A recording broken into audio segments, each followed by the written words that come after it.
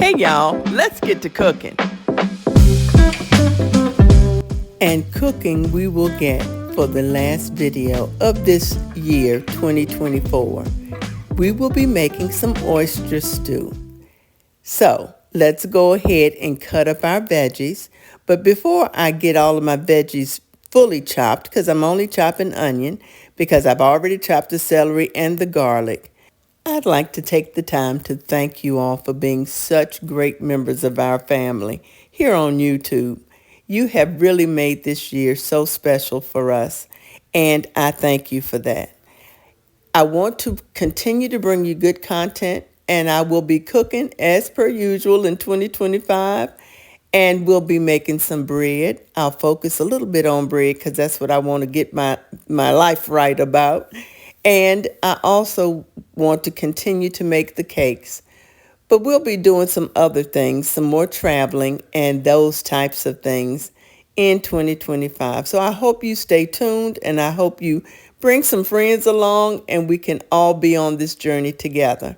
I pray that 2025 will be a blessed year for you and your family, and I do lift you up in prayer all the time. And I thank you again.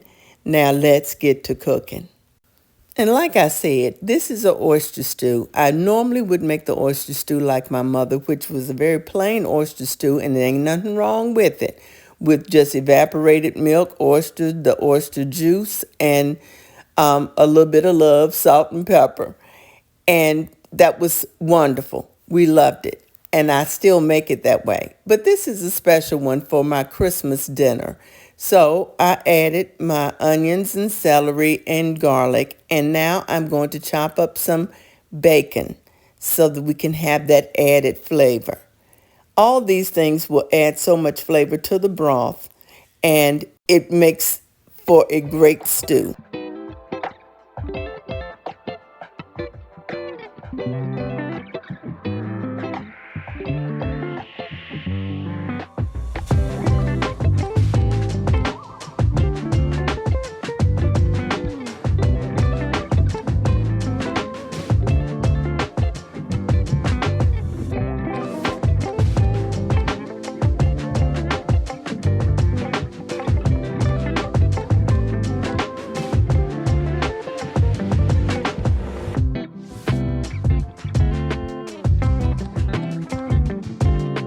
Now I've chopped everything into bite-sized pieces, and like any other soup or stew, I'm going to go ahead and put this in my heavy bottom Dutch oven, starting with the bacon. We'll start the bacon and then we'll add our veggies. You'll notice I didn't put any oil in my pan because, of course, the bacon has fat all of its own, and it's going to make enough fat to go ahead and sear the bacon and then get the veggies cooked. But don't worry, y'all. We're going to get some fat in here in the way of butter later on. Just hold on.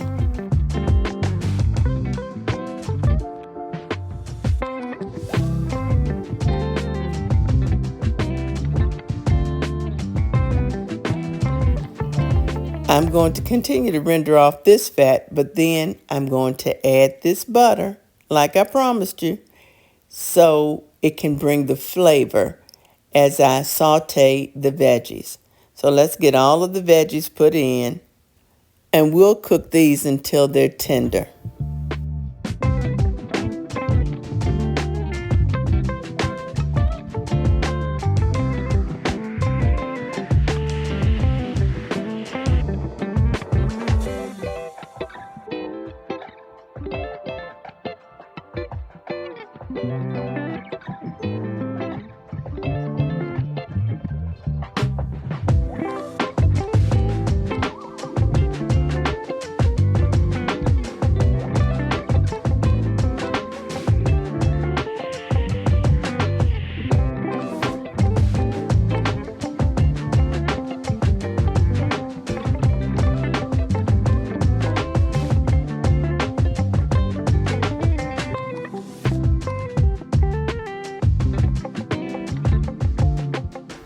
Now we've cooked the veggies until the onions are kind of translucent and the celery is nice and tender, And now we'll add just the oysters. Don't forget to reserve that oyster liquid out of the jar because we're going to use that as well. We want it to taste like oysters, but we don't necessarily want to have the liquor in there right now, and that's what we call it, the oyster liquor. But it's not liquor. It's, you know what it is. Anyway, the oyster juice. We don't want that until later on. So let's cook the oysters just a little bit, just until they start to curl, and then we'll add the rest of the ingredients. And by the rest of the ingredients, I mean heavy whipping cream, a quart of it, and our evaporated milk, which is about 3 to 4 cups, depending on how many oysters you have and how much stew you want. And you'll notice I have this on a very low heat because I don't want the milk to scorch. I want it to just come to a simmer because I don't want it to boil over either. But when it boils over, it makes a foam. Ask me how I know, because I did it before. We don't want to do that. We just want our stew to just kind of simmer and stew. We don't want it to boil.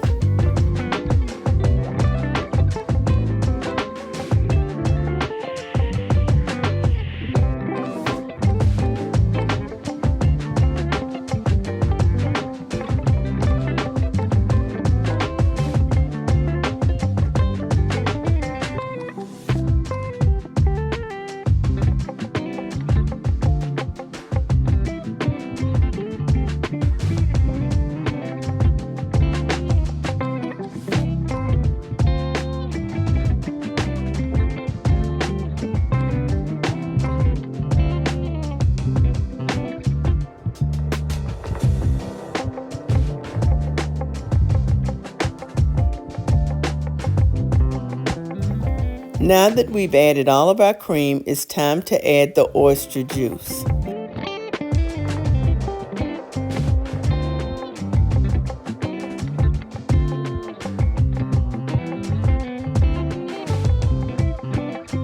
Now seasoning for my oyster stew is very simple. Salt and pepper. I don't add nutmeg and all the stuff that some people add to their oyster stew. I just like salt and pepper. And I really do like a good amount of pepper. That makes for the oyster stew like I'm accustomed to. So we'll get that pepper in there and we'll stir, and our oyster stew is just about ready.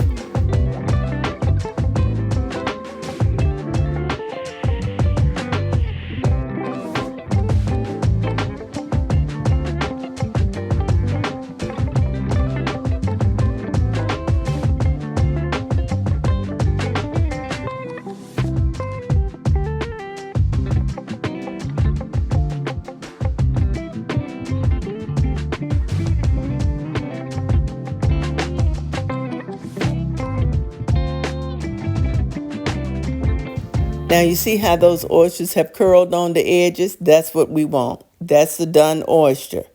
It doesn't need to curl too much because then you'll have a tough oyster on your hand. But that's a done oyster. So our oyster stew is ready. And here is the final product. And I'm going to serve mine with rich crackers because that's what I like. Some people like oyster crackers. Some people like saltines. Serve it the way you like it. Now, I have added different oysters, 2 different types of oysters, a larger version of the oyster and a smaller version, a Chesapeake Bay, Virginia Chesapeake Bay oyster. That adds just a different dimension to the stew. I hope you enjoyed today's video, and I hope you have a fabulous new year. Don't forget to comment, like, subscribe, and share. Y'all be blessed, and Happy New Year.